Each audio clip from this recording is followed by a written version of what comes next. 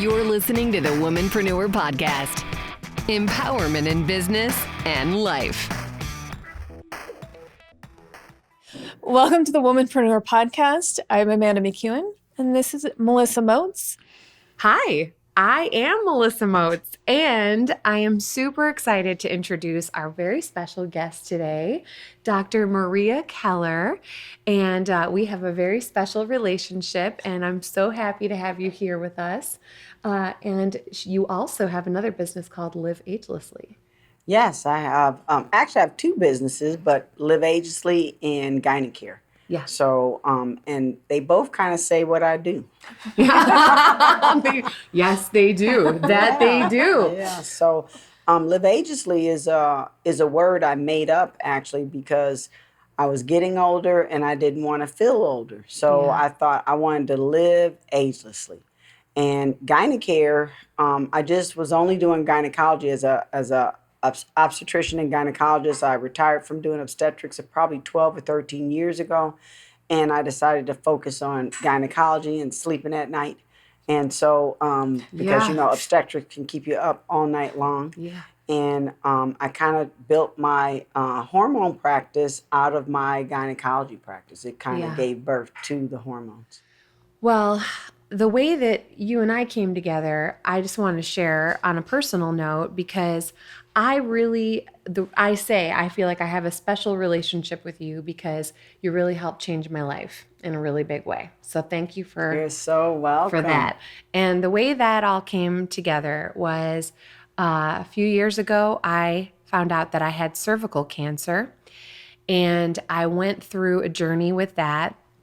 And with a different doctor, and had some surgeries and recoveries and all kinds of stuff. But that led my body down a road that was called, well, it sucked. It was surgical menopause.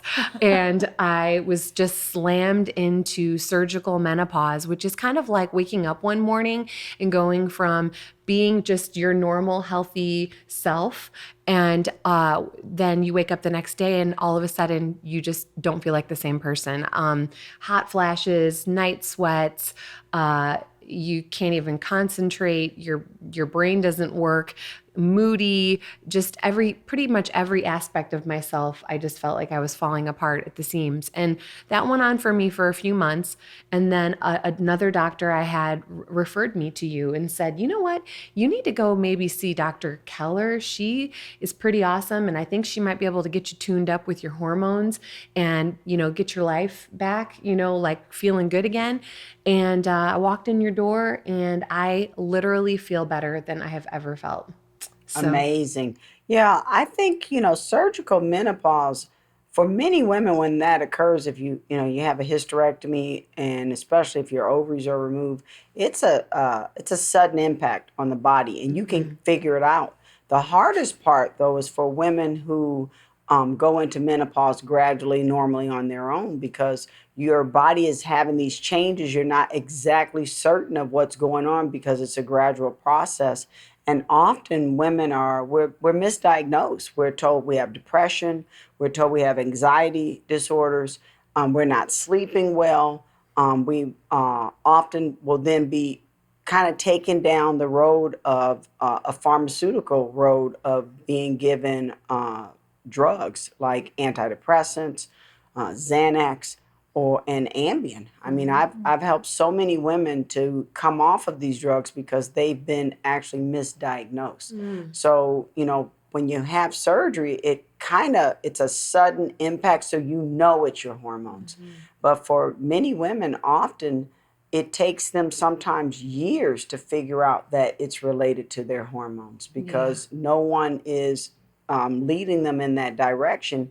And in defense of my colleagues, who are prescribing this way, it's unfortunate because even in the magazines that I have that are meant to help and guide me as a clinician and how to treat patients, those are the recommendations. They're not, and I'm screaming in my mind, this woman needs progesterone. And they're not thinking that way. I mean, there's a simple hormone, progesterone, which is available. It's so safe you can buy it over the counter without a prescription, and it helps so many people to feel better and to feel like themselves. And hormones are amazing when it's the thing that your body needs, because it puts you right back to, well, when I went on hormones, for me, the first hormone I experienced was testosterone. And I didn't discover it like looking for it. I was doing what's called bioidentical hormone replacement therapy. And so, bioidentical is really a word that just means that it's something your body's seen before. If I take a molecule of estradiol and it's made over here that comes from a plant source, it will match identically to the estradiol that's in the body. So that's why the term bioidentical. It's a perfect match.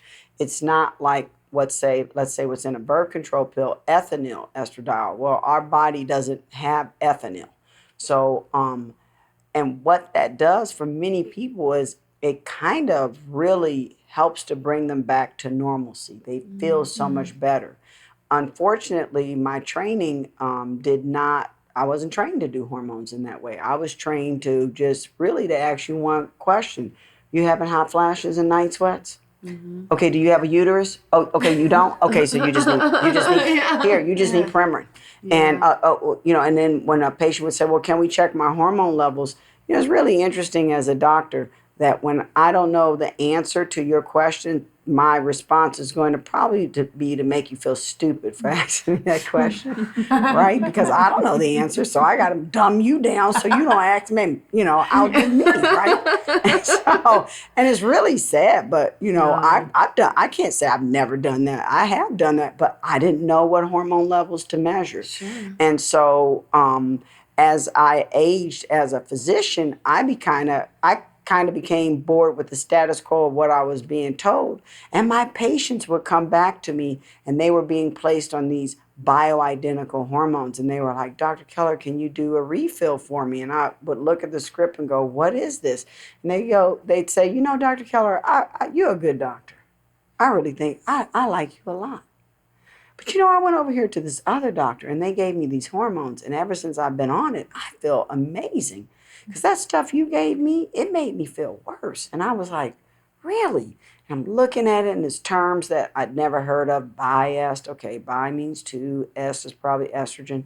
And that is when I began to say, well, I'm going to do your refill. I don't know what I'm refilling, but I'm going to do it. And then it started to open the door for me to become investigational so I could at least be aware of what I was doing. And then I found out about something called pellets. And so in my brain as a gynecologist, I said, oh, it's estrogen only.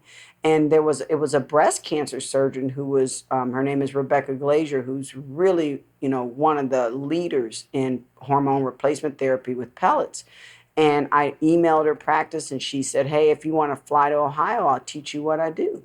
So I thought, bet, buy a plane ticket and I just need to show up and get a hotel room and I don't have to pay for the course. I'm there. And I met all these women who were doing amazing on a hormone, testosterone. And she said, well, I don't give women estrogen. They don't need it. I just give them testosterone. And I remember in my brain, I said, to who? Testosterone in women. And I met these women who were doing amazing. They had energy. Their brains were working well. They were having, the best sex of their lives. And she said, by the end of the course, she said, we're going to give you a pellet. I'm going to show you how you can do them on yourself. And I was like, okay. I've been reading men are from Mars, women are from Venus. So I was talking, all the stuff that I read in the book. But at the same time, I could never walk inside a Victoria's Secret. I was like stuck, like cement. I never felt sexy. So, in the book, the author talks about men are from Mars, women are from Venus. He talks about quickies. And after a while, I said, well, what happens when all you ever want to have is a quickie? You only want to just get it over with. Mm-hmm. And so after I got that hormone in my body, 2 weeks later, I was like, I feel like me. And I built my practice because I felt like there had to be other women who were like me. For 10 years, I didn't know what was wrong with me. And, and I thought of this hormone initially in a sexual manner. But after about my third or fourth pellet, one time my oldest daughter, she said to me, "Mom, when are you going to get another pellet?" And I was like, "What do you care for?" Right? Because I was in a rotten mood. And she's like, "We like you better on it." And that's when I realized that it was more than just something for your sex drive and your libido. It actually had an impact on my overall well-being and how I felt. And that's when I thought, I can't be the only woman who's going through this. I'm going to look for other women. Yeah. And I began to specifically look for people who were struggling in the way that I was struggling too. But I didn't know I was struggling. So and that's a major, impact on, and definitely at that time I was married, it had a major impact on my marriage and my relationship and just how I related to my spouse and then what my kids experienced because, they nicknamed me Momzilla. Oh, man. Well, that's the difficult part. It's you're struggling, but not knowing that you're struggling. I think that happens a lot. And, I'm very anti-medication. When I was in a car accident as a kid, they just told me, "Oh, take all these pain medications. You're going to be on it your whole life." Wow. And I said no. And it was, 20 years later, I figured out the right combination of, exercise and different things. I barely take ibuprofen unless I have to. But that's the solution that most doctors say. It's like, I don't really care what's going on with you. You've got these symptoms. I'm going to give you these drugs. Then you're going to have these side effects. So you have to take this to counteract that. Right. And there's so much of it, I believe, is internal, and it's, what you eat and what you consume and all the natural things.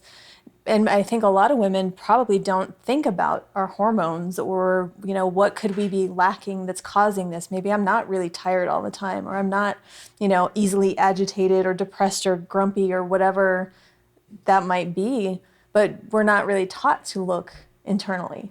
Well, often when I speak to women and their spouse comes, I'll ask him, "So how are her moods?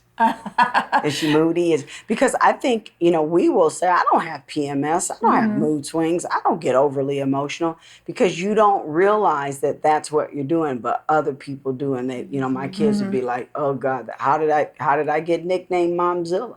Yeah. So, I was explosive. So, and if you ask me, I would say, I wasn't. You guys just weren't doing X, Y, or Z, right? So, but hormones are amazing, and when they're it's the right thing that the body needs. And so for me, the thing is to try to determine and to help patients determine whether or not that's what their body needs. Because if it's what they need, it works. And if it doesn't work, then we got to figure out why and what else could it possibly be. Because stress is a major player in all of it. One of the things that I wanted to say that I think you have a really special gift for is, you're amazing at what you do. You're amazing at helping with the clinical part of things, but you're an exceptionally good listener and you're very thorough, and I never feel rushed when I come to your office. And you and I've had some really quality conversations, and not only about, you helping me through some of my stuff, but, you've shared other stories, not just in general. You've said, different things you've dealt with different women struggling and not knowing, that they didn't need depression medication. They didn't need, there was nothing wrong with them other than their hormones were out of whack, something as simple as that. So I just want to say that, you really do care, and you are really helping a lot of people. And it's made a profound change in my life. And I feel like I got my zippy, youthful, great feeling back. Yes. And I can sleep through the night. I don't have any hot flashes. I don't have any of that stuff going on. And it's a great thing. And I really am grateful that you're doing what you do, because I know you're changing a lot of lives. Well, it's really funny because I remember early in my medical career, my mom said to me, "Maria, I just want to let you know, God called you to preach." And I was like, "I'm not preaching to nobody," right? And so as, what I learned in my practice is though that a lot of people would come to me and they would need something. And somehow in me telling a story, it was exactly what that person needed to hear. I didn't know why I said it to them. I'm like, I don't know where this is coming from. I don't know what is making me say this to you, but I just said it. And something told me, say this. And then you kind of, that person might tear up, or it might be just the thing that they needed to hear. Or I go, you thought this visit was just about a pap smear, didn't you? And so, I found that many often because of things that have occurred in our lives. I've met many people, I love to remind women that slavery is no more, and that you don't have to live in bondage to your past and to the things that have occurred in your life, because often people will not share those things about what it is, or will try to hide it even from our own selves of what our past hurts and pains are. It's not uncommon. I'm sorry, but I'm nosy. I'm going to get in your business. And I mean, if you're 36 years old and you tell me, well, I'm monogamous, but he's not. And I'm going, okay. Now, I will accept that the first time you tell me that. I'm going to process it, because when you come back and you have something like a bacterial infection that is likely related to sex, not necessarily a sexually transmitted infection, but something that can come from, what I call double dipping, if he's going over there and he's coming over here, right? So, and I'm going to say to you, you're a beautiful woman. I don't understand why you're going to accept that from somebody. You deserve better than that. You're 36 years old, and I know there's the perfect person with you. And that person over there, you know what he is? He's a cock blocker. And they'll look at me and go, what? And I'll say, he's blocking you from the cock that you should be with. Check it out.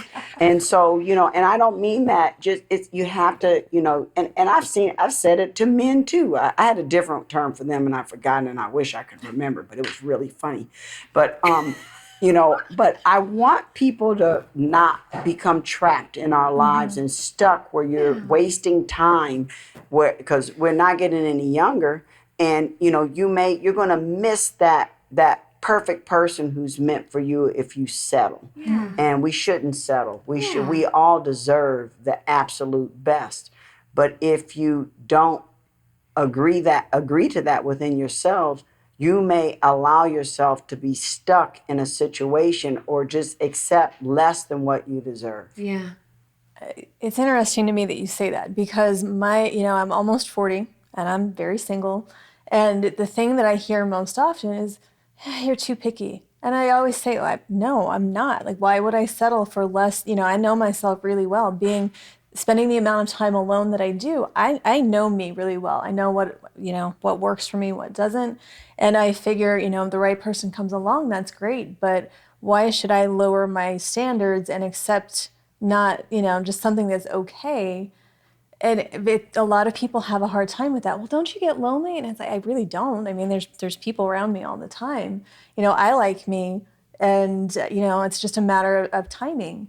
But that's a really difficult. And part of it is I don't want kids, so I'm not on the. I think if I ever had a biological clock, it became broken.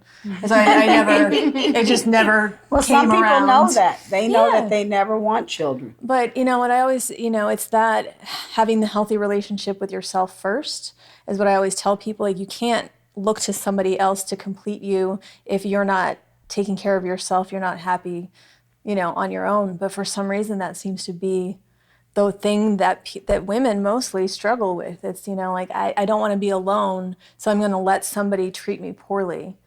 And it drives me crazy. Well, I have this thing, and I made this up, and hopefully it doesn't bother anyone, but I like to say there's several types of men. And women, it can go either way, but hoes, I don't knows, crazy mofos, freeloads, down lows, combos, and I'll explain this. And then there's the good bro. So, but I think we can recognize when you meet somebody who's hypersexual and that's all they're about, those are the hoes. And crazy people, you can recognize them, and if somebody is coming at you and they're not really sure, they might be broken up with a person and they're not over that relationship, or they're not ready, but they're in the dating scene. And that was the majority of what I met when I was dating after my divorce. I met a lot of, I don't know. These are men I'd be talking to, and then all of a sudden I was like, wow, he's not texting anymore. What happened to him? He doesn't know. Mm-hmm. And so, and then I once met a guy, he was a combo. He started out like he was a, I don't know, man, and then he turned into a hoe. And I was like, really? We never had a conversation about sex. How did we get to that point just like that on one telephone call? And so, but, and I like to tell women, the good bros, it's like stepping on a needle in a haystack, mm-hmm. but you better check your foot and make sure it's not a piece of straw. And make sure he's the right one, because, we've all been fooled before and think that a person is the right person. And, and the thing is that they're just not ready yet. Mm-hmm. So I believe, we love to say opposites attract, and they do. But my advice to people is run from your opposite. Mm-hmm. Mm-hmm. Do not, you should like the same things. You should, what you think is funny, they think is funny. You can't be somebody who's a devout Christian and you marry an atheist.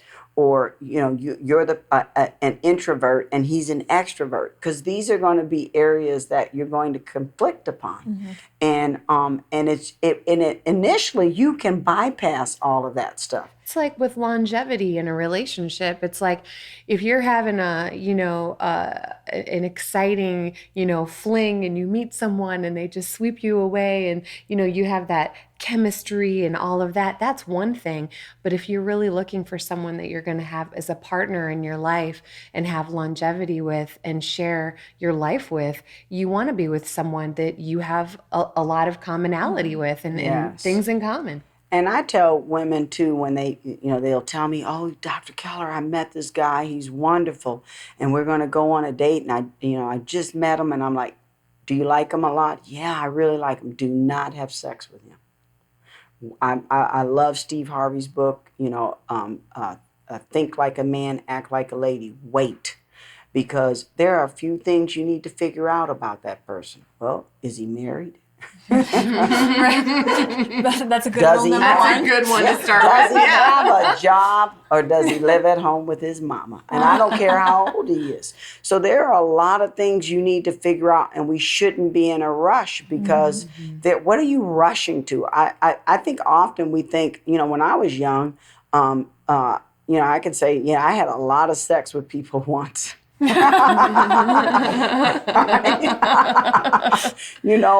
I was like, what did I do that for? I should have just waited, because you figure out that you made a mistake. And if you had just waited another week, your girlfriend would have told you, oh yeah, he was messing with Susan. That's her ex-boyfriend. And she left him because he's a cheater. And you're like, it's too late, right?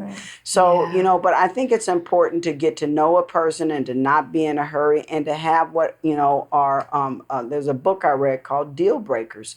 You have to have your deal breakers. Mm-hmm. There are certain things that, you require of a person. Like, he needs to have his own place, and a car. Yeah. I mean, these are simple kinds of things, but, I always say, I don't care if he makes $30,000 or $300,000, he needs to be able to take care of himself. Yes. It's not the dollar figure, it's not any of that, but he needs to be able to take care of himself, because a lot of men are still boys, and I don't want kids. I don't want to take care of somebody. Yeah. You don't want a man child? I don't want a man child. Well, when you get to be my age, you say a nurse or a purse. I don't want to take care of somebody, and I'm not giving you my money. So we're not going to get along. Right. I can tell you that. I told one of my ex-boyfriends, I was like, if you thought I was bad when we were together, you taking me to what is this place, Cafe Rio's, I'm at a whole nother level now, because I would really upset you now, because I'd be like, give me 10,000 and then we can talk. So, so I moved, my game came up, Wow. and not that everything is about money. I don't mean it in that way, but what I mean is that, I think it's important that when you're in a relationship with someone, that if what I'm bringing to the table, and I'm a very giving person, I don't expect anybody to just give to me, but I know what I like, and if it's something I want to do, and I want to do it, and I don't want to do it alone, I don't have a problem with saying I want to take a vacation, and I know you probably won't want to do what I want to do, but I bought tickets for both of us, and we're getting ready to go to this resort, and let's go. When you get here, pack up, put your stuff in the car, because we're gonna, we're headed up to Utah, because I found this resort and I really want to go, and I don't want to go by myself. So, but I think, relationships it's important for us to know what we want and to know what you don't want.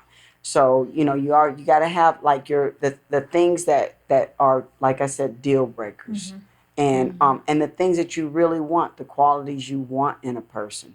And I think sometimes we forget those kind of things, or we don't have our set defined, and then we end up with in a relationship, and and then you marry the wrong person. Well, it's okay to have standards.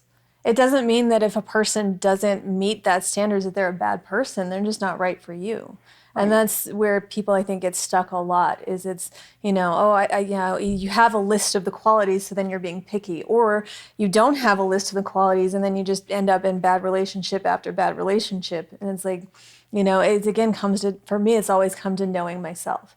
I know what I want. I know what I don't want. There's a lot of people in the world, so if this one doesn't check all the boxes, it's fine. Yeah. Yeah, and then you can do superficial stuff, because I've done that too, where my ex-husband was a Sagittarius, and I was like, I hate all Sagittariuses, right? And every man I met was a Sagittarius.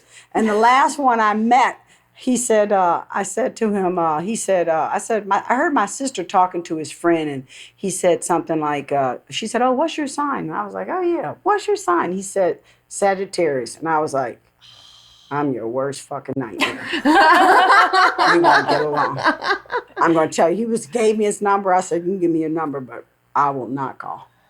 It's not going, and that's a superficial thing. But what I realized was that I was attracting that energy to me, because I had so much anger in me after my divorce, because I went into this thing, why me? Why did this happen to me? I was supposed to be like the perfect doctor and have the Cinderella lifestyle. And, you get into that. And I think I said, why me? So many times. I heard in my head, I heard something say, in my spirit, I heard it was like God said, why not you? What makes you above going through something? And I got really quiet within, and I said, and I realized that I had to learn forgiveness, because forgiveness is when you harbor that anger, and you're trying from a previous relationship, and you're trying to establish a new one, you're going to unfortunately bring the wrong energy to yourself, and bring exactly what you say you don't want. Yep. And so when I changed that about myself, then I think my light changed, my brilliance, and what would come into my direction, the type of people that would be attracted to me. Sure. Because I was probably bringing exactly what I didn't want into my space. Sagittarius. Yeah. Like I'm at 4 in a row. That's how I figured it out. So, but I think, in trying to have a relationship with people, it's really important. I've come to realize in my life that people are like bridges in our life, and some are longer than others. I had a 17-year bridge, and I just have to appreciate that it lasted that long. I've had friends that I thought would be my friends, and I'm talking about just a girlfriend, thought that they would be a friend forever. But the friendship only lasted 6 months or 2 years, and I just had to accept it for that, and enjoy it because it was like the 6 months out of my life that I enjoyed, and that keeps me And I hope others, when I explain this to them, so they think of it that way, so we don't get sad about relationships that don't last as long as we had hoped. One of my favorite quotes somewhere along the line I picked up is like, people come into your life sometimes for a reason, other times for a season, and then some few for a lifetime. Yeah. So it's just, I think having the expectation that, just embrace the moment that you have with those people and the things that you can learn from them, what they have to teach you, and they, make a mark on your life and learn and keep trucking. Because not every relationship is meant to be in your life forever. And that's the same thing with, boyfriends or friends or, business partners, all kinds of different relationships. And that's, I think sometimes people jump in and they're like, this has to be forever. And sometimes it might be a few months or it might be a year, but the lessons that you get from it are more important. It's just not meant to be. And it doesn't mean, again, that they were bad people or, Yeah, but that person that lasted a short period of time connected you to another person who was the person that you were really meant to meet in that relationship. And that is what it was all about to begin with. And if we would accept that and embrace that they served just that purpose, and it's okay because of what you got, what that connected you to, and that was the most amazing part of where you needed on your journey and where we're all headed to get to where we're supposed to be. Yeah, for me, it's someone who introduced me to travel, and that helped me figure out that I need to see the whole world. That's what I hang on to from that relationship is like, that was my first trip out of the country. And then I thought, this is something that I love that I might not have ever done before. So when you think of that person, you and sometimes relationships go south and we can have angry, hard feelings towards someone. But when you think of what they gave you, that gift, then you have to think and you just smile and you say thank you because you opened that door that I was scared to open and I wouldn't have gone through. And had it not been for them, you would have gotten through the door, but it might have been later on, so you got there a little bit sooner. Melissa and I both, we always connect over this because we always focus on the positive. So it's what are the good things? The bad things are in the past. It doesn't matter. Let's take away a lesson of some sort, or what did we gain from this? And that's what we focus on. Yeah, there's always, you can learn from every situation, and it's really your choice if you want to look at something in the light or if you want to look at something in the dark, and I personally think that looking at something with a lighter, silver lining kind of perspective, it's just a better way to roll. You feel better. That makes me think and reflect back to, I remember when, everything I'd been through in my personal life, because I had a lot of divorces. I liked my marriage. I lost my home. I had, these people who I thought we were partners in business, and I thought, we'll be docs and we'll grow together, and it didn't happen. I had a lot of divorces. I lost friends. But as time went on and through all these heartaches, what I came to, and I said to myself, because one time I was talking to a patient and I felt like she was, I'm sitting down lower and she's up on the table and she was speaking and telling me about herself. And all of a sudden I felt like I was inside of her and I was looking back at me.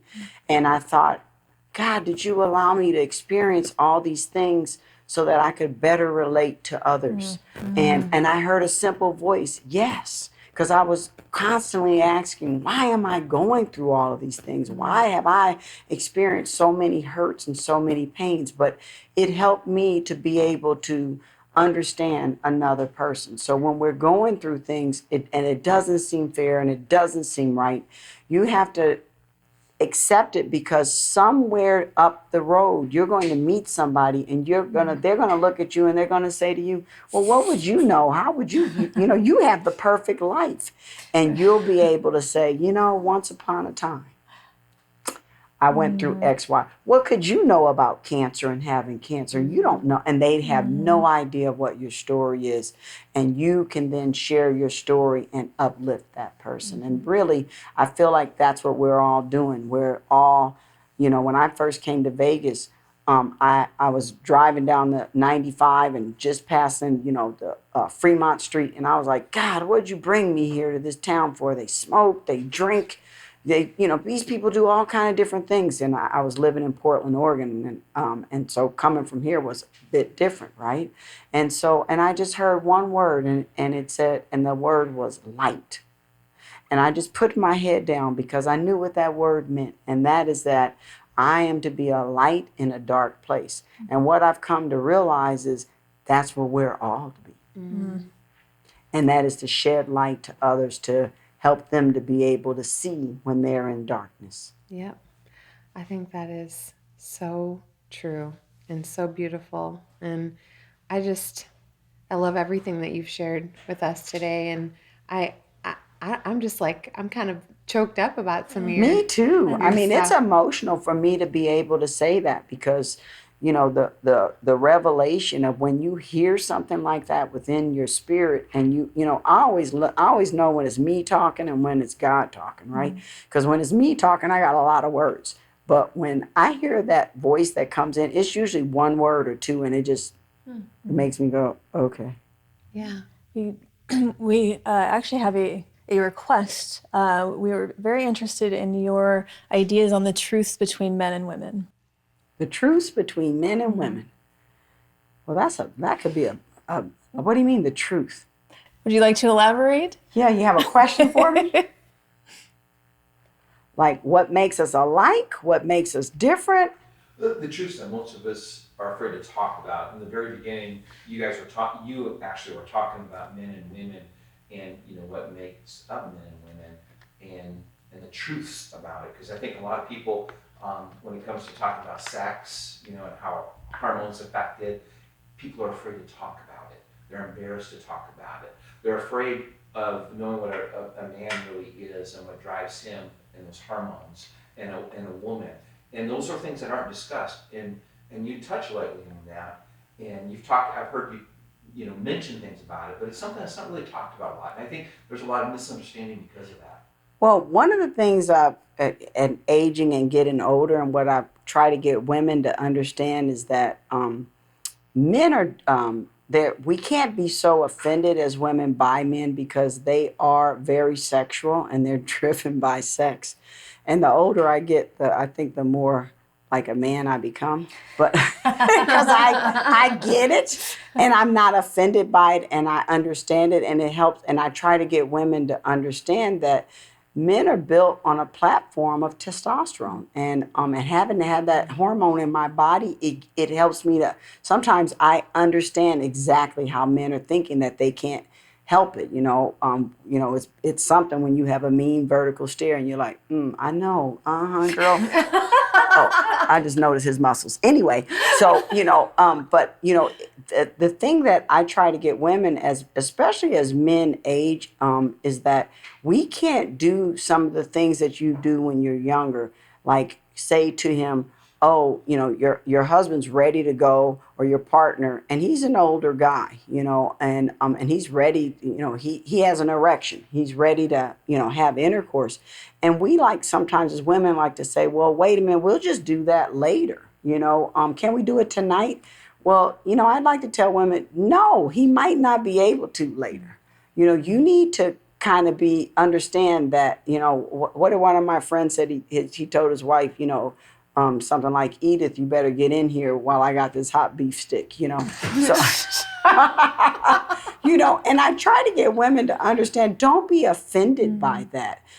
It's just their human nature. They can't really help it. It's just part of the hormone that's in their own body, and they just can't help it. They aren't necessarily, I think I used to think of it, oh my God, that's disgusting. Why is he acting that way? But then, after you get a divorce and you're single and you're lonely and you're in your bed every single night for many, many, nights, years go by, then you kind of go, boy, the next man I get, I will never, ever do that again. I will not make him wait. I will always, I don't care if it's 2:00, 3:00 in the morning. I don't care if I'm asleep.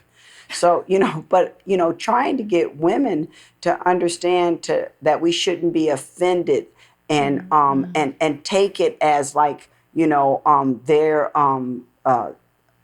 they're treating you like a piece of meat. I think when I was younger, I felt that way, and now, like, I'm like, good, I'll be a piece of meat. But Dr. Keller's got her testosterone in her. You'll find her at Victoria's Secret. But listen, when you get testosterone in your body, you don't even need Victoria's Secret. I tell women, I'm going to save you money on lingerie because sexy becomes high heels, wet out of the shower. So, come out of the shower, put your heels on and go, this is sexy. Because I love for women to understand the sexiest woman in the room is not the most attractive. She doesn't even have the best body per se. She can be a curvy girl, but she has what a lot of women don't, and that's confidence. And she carries the room. Everybody's attracted to her because of her energy. But and that's what draws, and it's interesting because as a woman, I used my body lots to attract male attention. And then some kind of way we want to turn it, sideways and say, oh, all he's looking at me for is, this, that, or the other. But if I look back at when I first was trying to attract that man, I was using everything I could sexually to get him to come in my direction, with my walk and my talk and my touch and, all the things that we do. And then, I think sometimes 5-10 years into a relationship, now some kind of way you're offended and you're bothered by it. But what it could be is, and I love Dana Carvey, could it be your hormones? And I want women to recognize if you used to be a very sexual person and now some kind of way you just feel less sexual, like his touch actually aggravates you. If somebody puts their hand on your shoulder, you're like, oh, I wish you would move your hand, because that happens sometimes. Don't think that if you used to not be, if you've always been that way, well, maybe that's the way you are. But, some people are that way. Yeah. But even those people can benefit from hormones. But if there's a change and it's not the way you used to be, consider that maybe that's what it is. And testosterone is the one hormone that women with breast cancer can actually use. So imagine, you've had a diagnosis of a cancer and now they've removed you might be in your late 30s or 40s and now you don't have these hormones and you're in a marriage and a relationship and you could care less about that part of yourself. And people are telling you, you have to live with it. Just drink a cup of tea and just settle down. That's just part of what you're going to have to accept. And I would hate for somebody to tell me that something that's free, something that's fun, something that we own is an earthly gift. I want to be able to say when I get to heaven, I did a lot with that talent. I enjoyed it and I had fun with it, and thank you, because it was amazing. It's one of the gifts of life. And I was going to ask you, on the flip side of the coin, we're talking kind of about the men and, women being offended by certain things with men. What about, we were talking before we started to shoot about intimacy versus sex. Yes. So the other side of the coin. When one of the first patients I ever gave testosterone to, she told me the second time when she was leaving my office after getting a pellet, she said to me, Dr. Keller, I just want to thank you because you saved my marriage. And when I looked at her, I was like, I can't talk to you right now. I had to get away because I didn't want to just cry, because I didn't think of this as something that the impact it has on marriages. But we live our life outside of the bedroom. We don't live in the bedroom. But to me, intimacy is being able to touch that person and be like, and playing with them under the table and saying things like, and then you look forward and go, and it's just, those kind of things where you're like, but he knows what you said, and he's like, and I know she means it, So, but one of the things that we don't realize as women, that men often when they get together, one of their biggest complaints is how they're not getting sex at home, and so, if that's something that was a part of your, of you, and you used to be that way, and now for whatever reason you're not feeling that way, go read about this hormone called testosterone, because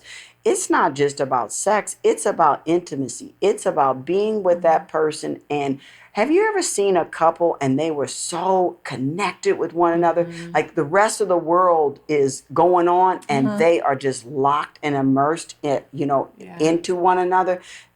That to me is the highest expression of affection with someone, where nothing, and I don't know if you've ever like experienced that you're in a bubble and you're with that person and you just, I don't care what's going on around me. I can't even hear what's going, even though there's a lot of chatter, because we're so connected.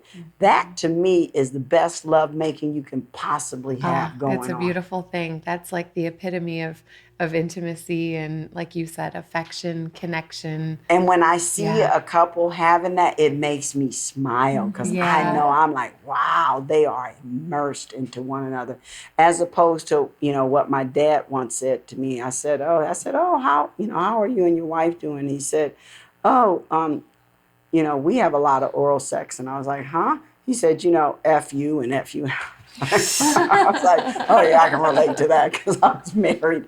But, that is the thing when all you're doing is arguing and you're not getting along. And so, one of the things that someone told me about after my divorce is, he said, you just keep talking about your G-spot. And I was like, he said, don't you know your whole body can be a G-spot? And I said, huh? What? What are you talking about? And he was talking about tantric sex.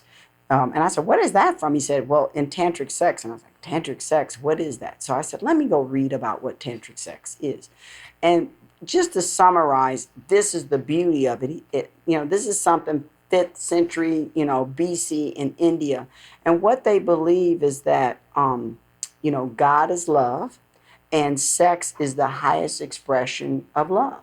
So when you're having sex, you're drawing closer to God. And so when I thought of that, and I was single at that time, I was like, that's what I want to experience. I want that I don't want it to just be, it's about the love. And so, and intimacy, I think, is one of the highest expressions. It's a special kind of thing when that person touches you and it just makes you tingle all over. And just another reason why, take a little time, get to know them. Don't just decide. I mean, the way that you just kind of built up to that high point in, our conversation, it really anchors back to where we started today, which is, you've got people, gals and guys too, struggling with their self-worth and their relationship with themselves. And, and just, it's a really special, beautiful thing. So, and, as I age and I've gotten older, and my children, your children force you to grow up in certain ways. And, I don't care what kind of a relationship you're in. If you, are a female and you have a female partner, or you're a male and you have a male partner, it doesn't matter to me. What matters to me is that you're in a loving relationship and you're in a supporting relationship. No one should make you feel horrible all the time. We deserve more than that, and we shouldn't settle. And so to accept, someone else telling you what you're not. And I think that happens often to us. And we've all experienced that at some point in our life. And that's the reason why you have to go slow your roll, because, you can meet people. I've spoken, I tried the online dating, which is not I think I'm just beyond that. But, in terms of, because I believe in chemistry and you can't get chemistry. But, some people figure that out. But people write these profiles and they say, oh, I'm looking for a serious relationship. And then I get a private text. Okay, meet me at a bar because I can't wait to, lick you down. And I'm going, oh, wait a minute. Like, skip some steps. A couple steps. And that for me, that's a deal. That was a deal breaker. I was like, oh no, because I know what what you wrote and what what you wrote in your profile and what you're writing to me directly, contradicting. I know what you're not saying the same thing. So there we go, deal breaker. Because I know, and I mean, there are people that love to do those kinds of things and they're good at it. But I would always, I said, I've met very few women who can really do one night stands. Okay. Like, there are some who can, but I like to say even probably guys, they're, I don't know, men are different, but they're a different species. But for women, very few women can do that sort of thing. Because I see them coming back, he didn't call me. And I'm that same kind of girl, he didn't call me. Are we going to, like, where are we going to go from here? And he's like, I thought you said you just wanted to be friends and have fun. And so, and I always tell women, don't be in a hurry to define the relationship. Because sometimes we do that to protect our feelings. We're like, well, I'm just looking to have fun. I'm not trying to get serious or anything like that. And men go, cool, I don't even have to. That's exactly what I was hoping for. And then you want to change it, a month later, Right. 2 months later. Now you want to get all serious. And he's like, that's, once you kind of give a man a direction, he's kind of headed in that way. You cannot pull that person out of that, and I always want women to take your time, really enjoy the person. Don't be in a hurry. Kind of see where it goes. And for certain, get to know them for at least 3 or 4 months. I only did that once in my life, and I'm still with that guy 5 years later. So, the first time I did it, it actually worked. Because I was in a hurry, hot and heavy, and just couldn't wait. And just, but then I got all girly and emotional. So I figured, I can't be the only woman who's like that. And I met plenty of girlfriends calling you back. We all have, and they're crying and sobbing about, the guy. And then you go, I thought you said you were just having fun with him. Why are you? Well, he hasn't called me back. And I think we've all. One of my favorite sayings that seems to tie into just so many aspects of life comes down to quality over quantity in so many things. Yeah. Yes. And what we coined a little phrase in our house. We like to call you Dr. Sex RX. I love that name. And Dr. Sex RX because she's got actually superpowers. own that website. I went and bought it. I remember when I came in and I said, Dr. Keller, I got to tell you something. I said, Troy and I were talking and my husband said, Dr. Sex RX, you laughed so hard. You were like, you got to get that license plate. I want that license plate. That would be a good license plate. Yes. You guys. But where we are right now is I just want to say that you have touched on so many things, from hormones to, our physical health to our emotional health. And, they're all the same. They all come together as one thing. And you got to take care of yourself, know? And if you want to have a quality relationship with others, you got to have a quality relationship with yourself. That's what I'm hearing echoed through this conversation and all you're sharing. And, girl, you got to write a book. That's what people say. You do. A lot of it is just my own life and what I've learned. And then, when other women come to me, and like I said, I met people. It's really interesting because you'll meet someone. I remember once I examined a patient, and she'd had a couple kids, and I couldn't get a speculum in her because she jumped off the table, and I just threw the speculum down, and I was angry. And I said, you're going to tell me right now who raped you. And so this woman was a gospel singer, and she stopped, and she never told her husband about what happened. And so, and that's where I talk about meeting people who are stuck in life, and and I call it almost like slavery. They're living in shackles, and being able to recognize that, and I don't always know it, but it just kind of comes out. Or to meet a woman who's in a relationship and she's settling for nothing, and me saying to her, "You're so beautiful. You're a flight attendant. Girl, you need to talk to those men in first class." I know you meet all kind of amazing people. And So, people need to hear that. Yeah. And, and who are you going to trust? I mean, it's like, trust more, trust in a different way, because you are, you're someone who's helping us take care of ourselves. You're someone that's very trusted. And, it's one of those things that you say something in just the right way. I mean, I know how many lives you've already touched, and it's just a really beautiful thing. It is. It's amazing. I mean, just yesterday I had a patient and she was thinking, she said, I think my husband's cheating on me. And I said, every time I thought a man was cheating on me, I was right. Mm-hmm. Trust your inner self. I think we don't realize how often we look at something and we go, should I get this? And then someone goes, no, don't get that. Or you meet a person and you go, oh God, I got to stay away.